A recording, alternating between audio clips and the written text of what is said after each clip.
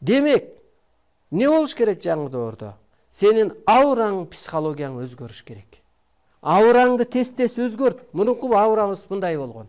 Мен аялмын, мен ушу үйгө келинмин, мен эркекмин, мен жалгызмын,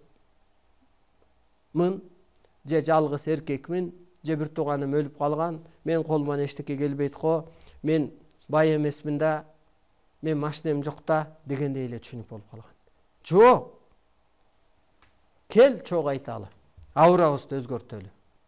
Мен улуумун. Сен улуу дүйнөдөн келгенсиңби? Сен улуусуң. Аураңарды өзгөрткүлө, мантра катары айтсаңар ошо энергия иштеп берет. Мен жаратуучумун. Менин анатомиям химия жүргүзөт.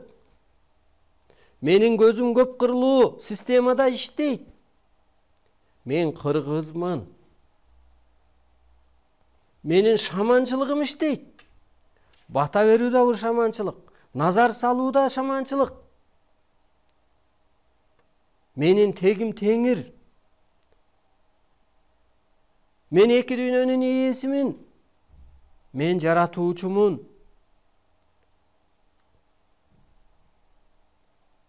Мен кыргызды ойготом. Мен адамзатты куткарам.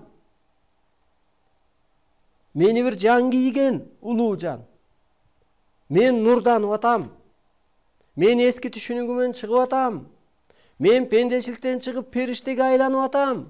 Ошо сыяктуу психологияңыз, жаратуучу экениңизди, нурдан жаралганыңызды, доордун тарабы кайра ошол улуу кызматка өтүшүңүздү билсеңиз, анан сиздин психологияңыз ошол жака иштейт.